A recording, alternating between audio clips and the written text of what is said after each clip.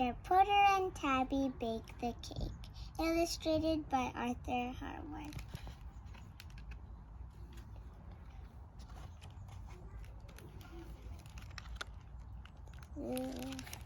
That's so cute.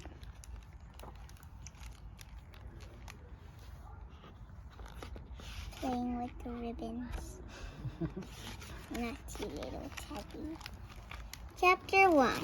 A Good Cake.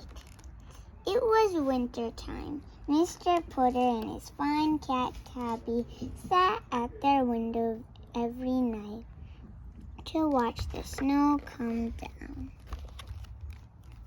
They watched and dreamed. Mr. Putter dreamed of the big red sled he rode as a boy. He dreamed of snowmen big as a house. Tabby dreamed too. She dreamed of the snowdrifts she walked on as a kitten. She dreamed of deep tunnels through white yards. Mr. Putter and Tabby were old now. They had a lot to dream about. That is why they loved winter time. Oh, there's a little picture of Tabby. They also loved winter time because winter brought Christmas. There's a little picture of Tabby, and there's another one and another one.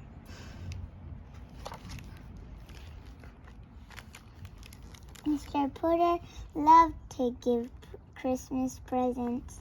He started thinking about Christmas presents in July, and he liked to think of what he could give to the grocer and to the librarian and to the postman. This is the mail girl. And this is the grocer. Mr. Putter also had to think of what he could give to his neighbor's Mrs. Teaberry. This was hardest of all. He usually had to think about this all the way to December.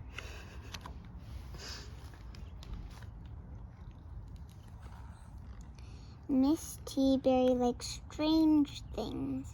She liked coconuts made into monkey heads. She liked salt shakers that walked across the table. She liked little dresses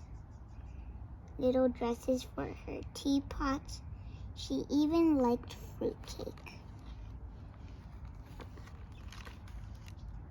Mr. Putter could live with the monkey heads and walking salt shakers and dressed up teapots. But Mr. Putter could not believe that Mrs. Teaberry liked fruitcake. He could not believe that anyone liked fruitcake. Every Christmas, Miss Teaberry ate mounds of fruitcake. It worried Mr. Putter. This winter, it was worrying him a lot. He thought Miss Teaberry should have a good cake for Christmas, not a fruit cake that he could break her toe if she dropped it. A good cake, a light, airy cake.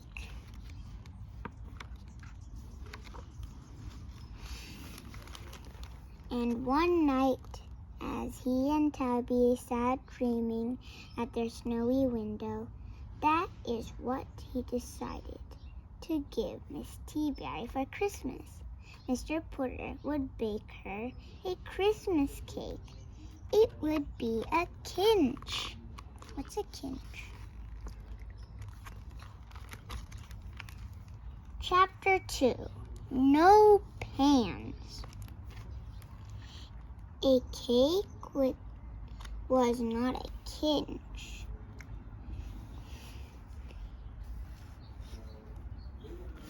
In the first place, Mr. Putter did not know how to bake a cake, but he could bake instant muffins. He could bake instant popovers, but he had never baked a cake. He didn't know how. In the second place, Mr. Putter had no pans. He had muffin pans, he had popover pans, but he had no cake pans. And if he baked a cake, it would have to be in a shoe,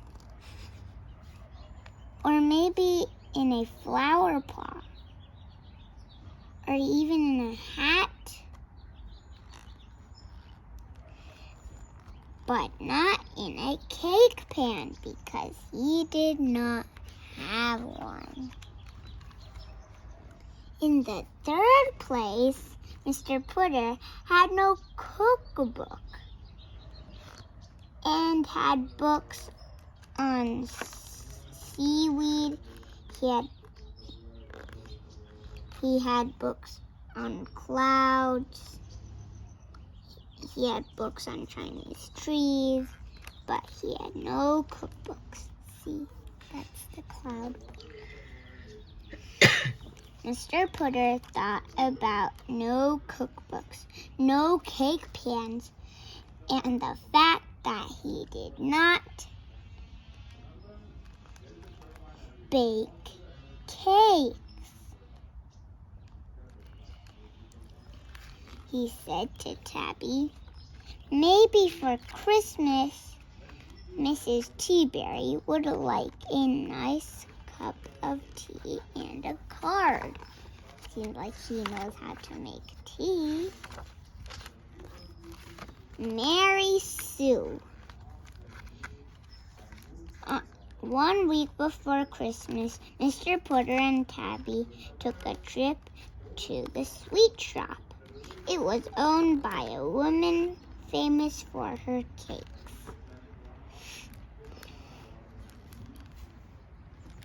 She baked cakes with the names like strawberry, watermelon, pumpkin apple, brownie surprise.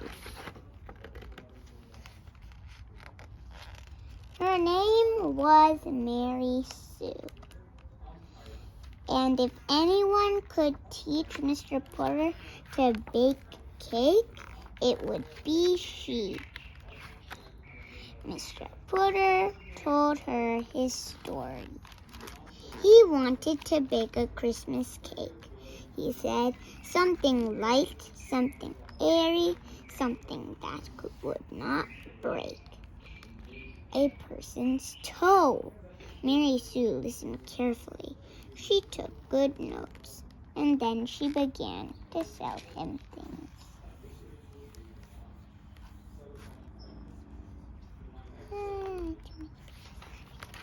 She sold Mr. Putter 7 bows. She sold Mr. Putter 3 sifters. She sold Mr. Putter 10 spoons, 5 cups, 2 spatulas, a roll of waxed paper, and a Christmas tree pan. Then she sold him an Easy Baker cookbook and sent him out the door. He's covered in materials. Mr. Putter had spent $100, and he still didn't have any flour. Something airy. On Christmas Eve, Mr. Putter had everything he needed. He had flour, sugar, eggs. He had spoons, bowls, sifters. He had a cookbook. He had a pan, and he had a good cat to keep him company. See, she's hiding in the bowl.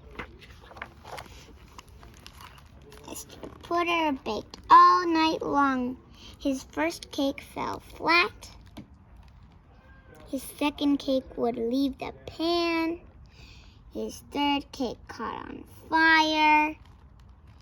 By the time he baked his fourth cake, it was Christmas morning. Mr. Porter's eyes were droopy. His face was saggy. He was moving very slowly.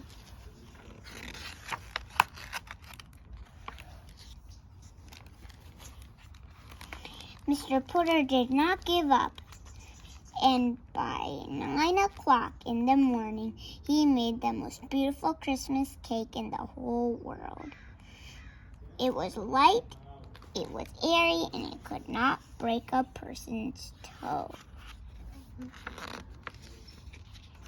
He woke up Tabby, and together they took the cake to Miss Teaberry. Miss Teaberry was delighted. She was thrilled. She was patient. Because as soon as Mr. Porter sat down in a chair, he fell asleep. He did not sleep well.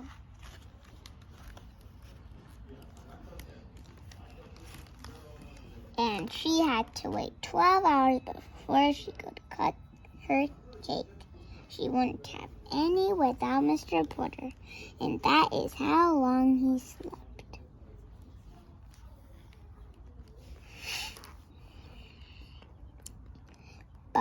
But when he finally woke up, Miss Teaberry was there with Tabby in her own dog Zeke, and they ate cake, they drank tea, they watched the snowfall all night long. And Mr. Porter and Tabby went home with a very nice toaster that sang America the Beautiful. When the bread popped up,